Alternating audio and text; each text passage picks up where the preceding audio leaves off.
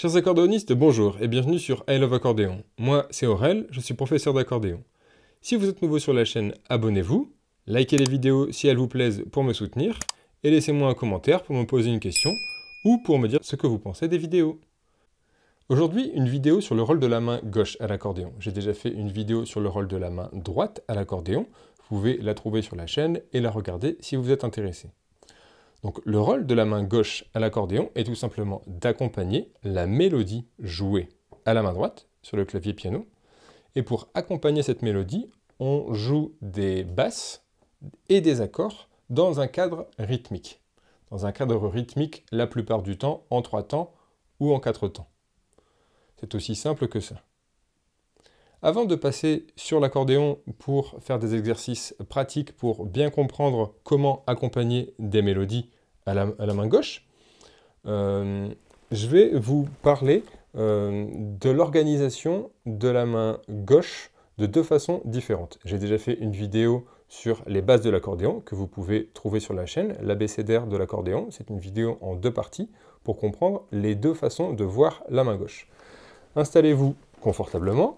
Prenez votre accordéon, n'hésitez pas à avoir les bretelles un peu plus détendues pour pouvoir regarder les basses de votre accordéon vues du dessus.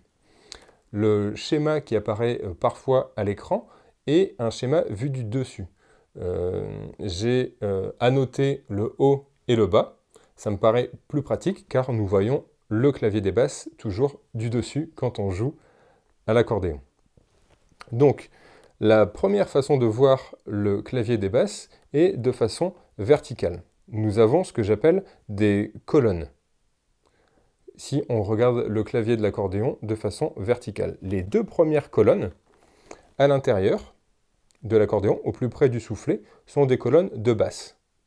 La première colonne est la colonne qu'on appelle les contrebasses. Et la deuxième colonne est la colonne des basses. C'est notre pivot. C'est toujours notre colonne de basse de référence. La colonne suivante est sur un accordéon la colonne des accords majeurs. La colonne suivante sont les accords mineurs. La colonne suivante sont les accords septièmes. Et enfin, si vous avez une 6e colonne, c'est la colonne des accords diminués. Vous n'en avez pas forcément, je les utilise assez peu, mais c'est bien de savoir de quoi il s'agit si vous avez une 6e colonne. La deuxième façon de voir le clavier des basses est en diagonale, où je vais plus régulièrement parler de rangs. En verticale, des colonnes, en diagonale, des rangs. Prenez votre accordéon, donc, et trouvez le Do. Il doit sonner comme ceci. Le Do est souvent creusé ou strié, il a une marque sur sa touche. Pour le trouver, il est souvent situé environ au milieu du clavier des basses sur la 2e colonne. Le Do est ici. Donc en montant le clavier, nous allons obtenir des quintes. Do, Sol. Sol est la quinte de Do. Au-dessus de Sol, j'ai Ré. Ré est la quinte de Sol. Au-dessus de Ré, j'ai La. La est la quinte de Ré, etc. Do, Sol, Ré, La, Mi, Si, etc. Et en descendant, j'ai la quarte. En dessous de Do, j'ai Fa. Fa est la quarte de Do. Comment on trouve une quinte, comment on trouve une quarte? Il suffit de compter jusque 4 pour trouver la quarte et jusque 5 pour trouver la quinte. Donc à partir du Do, sur le clavier piano, 1 pour le Do, 2, 3, 4, Do, Ré, Mi, Fa. Donc j'ai ma carte, la carte de Do et Fa. Do, Fa à la main gauche, Do, Fa, le Fa est en dessous de Do. Et pour trouver la quinte, il suffit de compter jusque 5. 1, 2, 3, 4, 5. Sol, Do. Et au-dessus de Do, à la main gauche, j'ai Sol. Il est important de mémoriser le plus rapidement possible, surtout si vous débutez l'accordéon, l'ordre des quartes en descendant, votre clavier des basses, et l'ordre des quintes en montant votre clavier des basses. Que ce soit à la main gauche ou à la main droite, il est important d'utiliser le bon doigté à l'accordéon, pour ne pas vous emmêler les pinceaux et avoir des difficultés, surtout quand les exercices ou les morceaux augmentent de tempo, quand vous devez jouer plus rapidement. Si vous n'avez pas le bon doigté, ça devient impossible et on entend un manque de fluidité. Donc faites toujours bien attention, que ce soit à la main droite ou à la main gauche, à avoir le bon doigté. Le bon doigté à utiliser à la main gauche, donc pour bien voir si vous avez des difficultés, n'oubliez pas de régler vos bretelles un peu plus lâches si nécessaire pour pouvoir voir votre clavier. Quand vous êtes assis, c'est beaucoup plus facile. Trouvez assez rapidement, quand vous mettez votre main à l'intérieur de votre sangle, qui doit être réglée suffisamment lâche pour mettre votre main à l'intérieur, et suffisamment serrée pour que vous puissiez tirer sur votre soufflet et pousser sur votre soufflet. Il ne faut pas qu'il y ait trop d'espace entre votre main et votre sangle. Après avoir fait ceci, habituez-vous à trouver rapidement votre dos. Je retire la main, je mets la main à l'intérieur, je trouve mon dos immédiatement. Je n'ai pas à chercher. Je sais qu'il est environ au milieu de mon clavier. Je retire la main, je mets la main, do. Je retire la main, je mets la main, do. Vous pouvez vous entraîner à trouver votre mi aussi rapidement en retirant la main et en mettant la main. C'est un bon exercice pratique pour commencer à trouver ces notes de référence à la main gauche. Donc le bon doigté à la main gauche pour jouer les basses et avec le doigt numéro 4. Que ce soit les basses ou les contrebasses, pour accompagner, je joue toujours mes basses et mes contrebasses avec mon 4e doigt.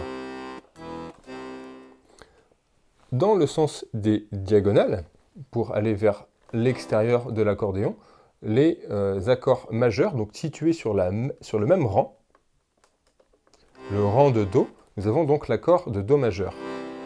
Je joue souvent l'accord de Do majeur avec mon majeur, parfois avec mon doigt numéro 3, parfois avec mon doigt numéro 2, ça dépend. Mais je vous conseille de jouer avec le doigt numéro 3, c'est plus confortable. Toujours en allant vers l'extérieur pour jouer l'accord de Do mineur, je joue mon accord de Do mineur avec le doigt numéro 2. Je joue mon accord 7e avec le doigt numéro 2 également, et les accords diminués avec mon doigt numéro 2. Pour faire simple, les 2 premières colonnes avec mon doigt numéro 4. Ma colonne numéro 3 pour les accords majeurs avec le 3e doigt. Accord majeur, doigt majeur, si vous voulez vous en rappeler. Et ensuite, vers l'extérieur, toujours avec le doigt numéro 2. Et c'est la même chose quand je monte ou que je descends. Ici, j'étais en Do, je monte en Sol. Je joue ma basse de Sol avec mon doigt numéro 4. Et la contrebasse qui est Si, avec mon doigt numéro 4, si je veux alterner ma basse, mais nous verrons ça plus tard. Mon accord de Sol majeur avec mon doigt numéro 3. Mon accord de Sol mineur avec mon doigt numéro 2. Mon accord de Sol 7e, doigt numéro 2, et Sol diminué, doigt numéro 2. Entraînez-vous à faire cet exercice. Partez de Do majeur, par exemple. Juste appuyez sur la basse de Do et l'accord de Do majeur, et à monter, sans vous tromper, votre clavier en faisant, si possible, ce mélange de basse et accord majeur, et en nommant, pour savoir si vous connaissez bien votre clavier en montant. Donc Do majeur, je monte, j'ai la quinte Sol majeur, au-dessus Ré majeur, La majeur, Mi majeur, vous pouvez jusque Si majeur, Fa dièse majeur, vous pouvez monter si vous avez un clavier plus grand, monter plus haut. Moi je n'ai pas de note au-dessus du Fa dièse majeur. Et ici, en dessous de mon Do majeur, j'ai Fa majeur, Si bémol majeur, Mi bémol majeur, La bémol majeur et Ré bémol majeur. Voilà, essayez de monter et descendre votre clavier, de faire cet exercice jusqu'à bien connaître votre clavier main gauche. Vous pouvez faire cet exercice évidemment en mineur, donc Do mineur, base de Do avec le doigt numéro 4 et accord de Do mineur avec le doigt numéro 2. Je monte Sol mineur, Ré mineur, La mineur, Mi mineur, Si mineur et Fa dièse mineur. Et en descendant Do mineur, Fa mineur, Si bémol mineur, Mi bémol mineur, La bémol mineur, Ré bémol mineur, etc. En septième, vous pouvez faire aussi cet exercice. Pour continuer les exercices pratiques, vous pouvez commencer à donner du rythme à votre main gauche, car comme je l'ai dit en introduction, la main gauche sert à accompagner la mélodie que l'on joue à la main droite, avec les basses, avec des accords, dans un cadre rythmique. Donc on peut commencer dans un cadre rythmique sans métronome, en comptant jusqu'à 3. Donc toujours, les exercices que je vais vous proposer sont souvent à partir de Do. C'est vraiment notre centre de référence à l'accordéon.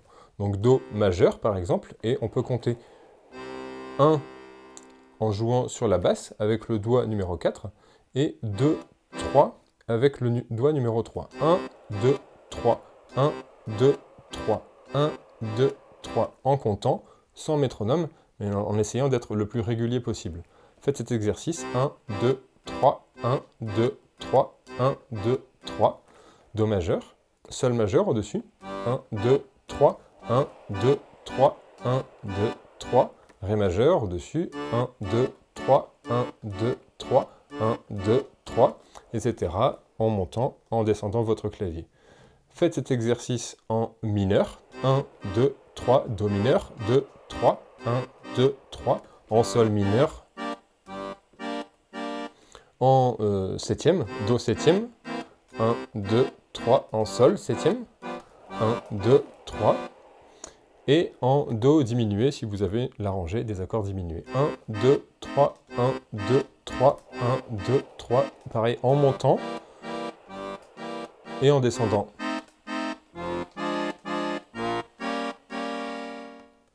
Une fois que vous savez faire cet exercice, vous pouvez jouer avec un métronome. Je vous le conseille toujours. Dès que vous savez bien faire un exercice sans métronome, car c'est plus simple de jouer sans métronome dans un premier temps, faites l'exercice en mettant votre métronome lentement. Par exemple, sur un rythme à 3 temps, vous pouvez le mettre à 60 battements par minute. Donc ici, Do majeur sur un métronome à 60 battements par minute, un rythme à 3 temps.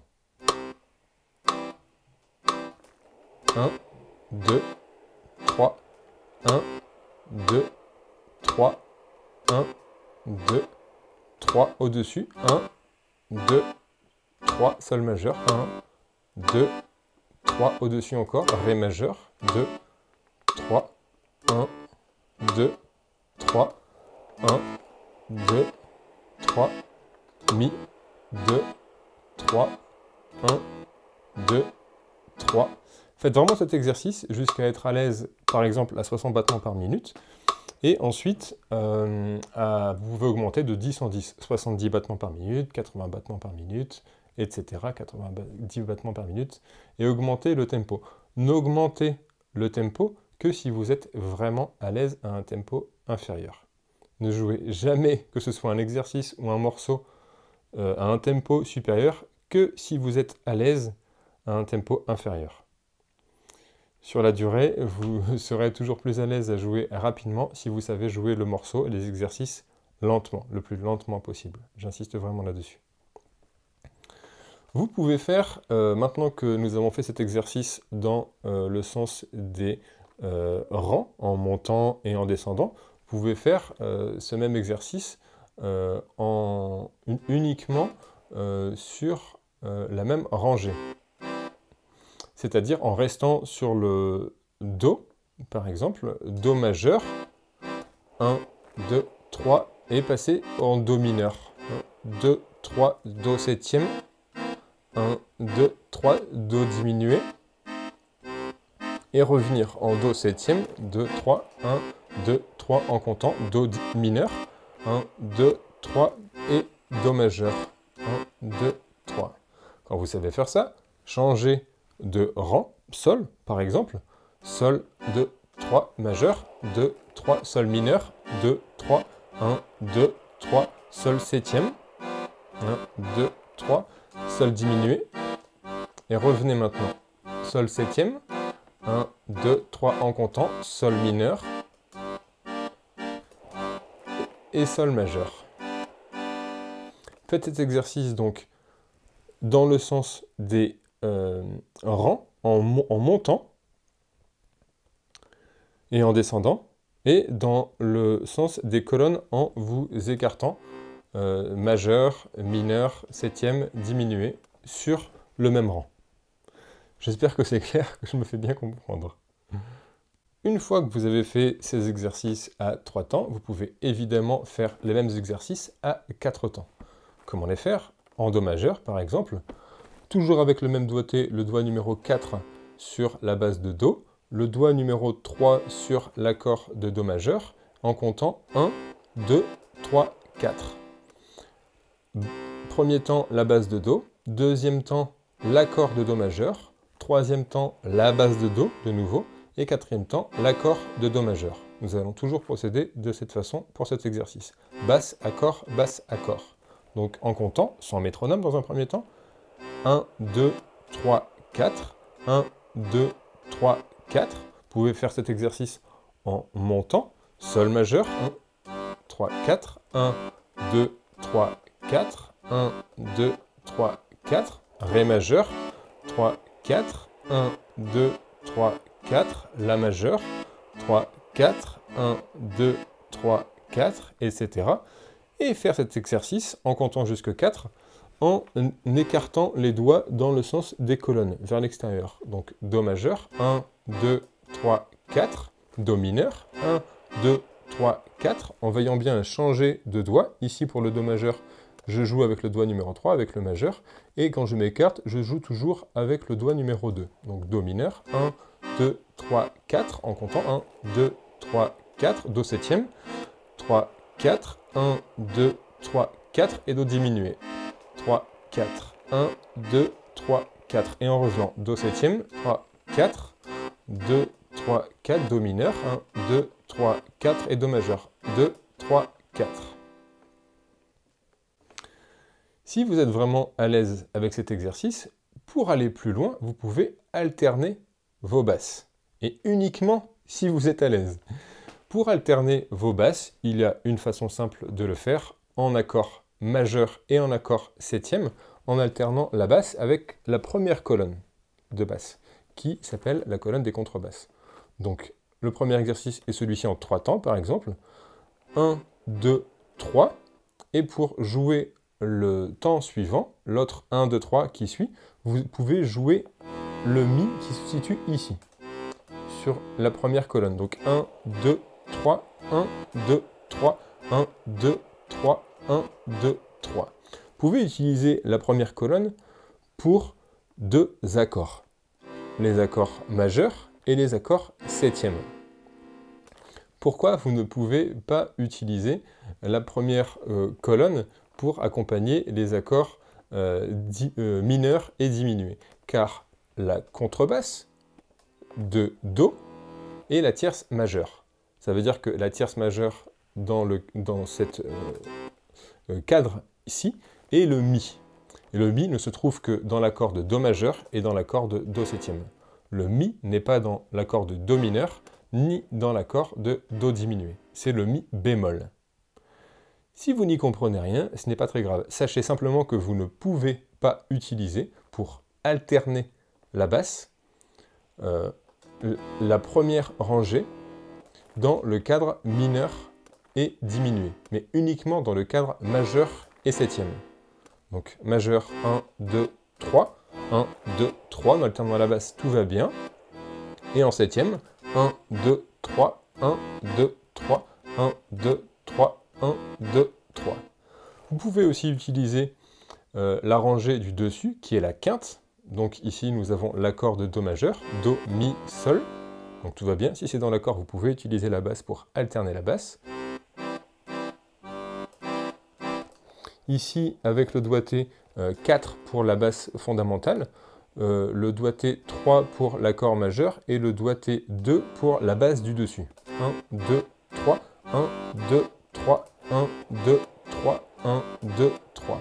Personnellement, je n'utilise pas beaucoup le rang du dessus pour accompagner, que ce soit en majeur ou en septième. Je préfère utiliser la tierce majeure pour la mettre en évidence. Elle est plus sourde, elle est plus grave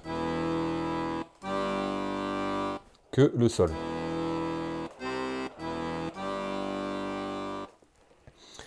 C'est personnel, vous pouvez, c'est possible, que ce soit donc en majeur comme je viens de le faire, ou en septième.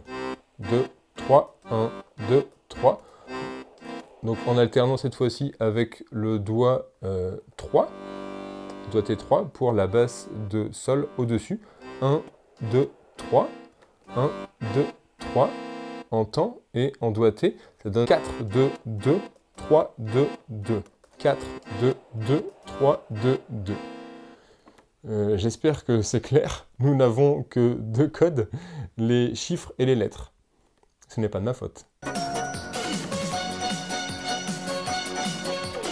Pour alterner la basse en Do mineur, vous pouvez donc uniquement utiliser la basse du dessus, la quinte, car la quinte est dans l'accord de Do mineur, donc Do mineur, 1, 2, 3, 1, 2, 3, 1, 2, 3, en alternant avec votre doigt numéro 3, 1, 2, 3, 1, 2, 3, 1, 2, 3. Mais vous ne pouvez pas utiliser la quinte pour alterner la basse pour l'accord diminué, car la quinte n'est pas dans l'accord diminué. La plupart du temps, je n'utilise pas cette rangée d'accords diminués. Je fais une position de basse. Je fais une ligne de basse quand je dois avoir un accord diminué à accompagner à la main gauche. Mais ceci est une autre histoire, c'était un exercice avancé. Nous n'allons pas rentrer dans ce détail aujourd'hui. Quand vous savez faire ces exercices, faites-les évidemment au métronome, toujours un tempo lent, 60 battements par minute, et augmentez le tempo de 10 en 10, 70, 80, 90 et 100 battements par minute. Et pour aller, vous pouvez aller plus haut, évidemment, si vous en avez le niveau. Toujours bien incliner votre poignet à l'intérieur de votre sangle et attaquer, entre guillemets, vos boutons du dessus. Vous ne devez pas jouer avec la main à peine sortie, avec les doigts complètement à plat sur vos touches. Il faut vraiment sortir la main et avoir, comme à la main droite, la sensation d'une petite balle. Je peux mettre mes doigts à l'intérieur de ma main, ici une petite balle de golf, pour bien attaquer mes touches d'aplomb, en quelque sorte. Voilà, bon courage pour tous ces exercices. N'hésitez pas à les pratiquer aussi souvent que possible, tous les jours si vous en avez le temps, ne serait-ce que 5-10 minutes. Choisissez à faire un exercice à la main droite ou un exercice à la main gauche pour améliorer votre technique. Que vous sachiez déjà jouer des morceaux de musique ou pas, ces exercices sont toujours bons à pratiquer fréquemment.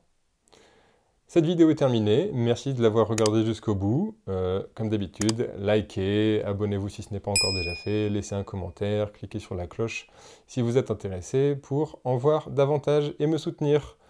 A bientôt et bonne musique!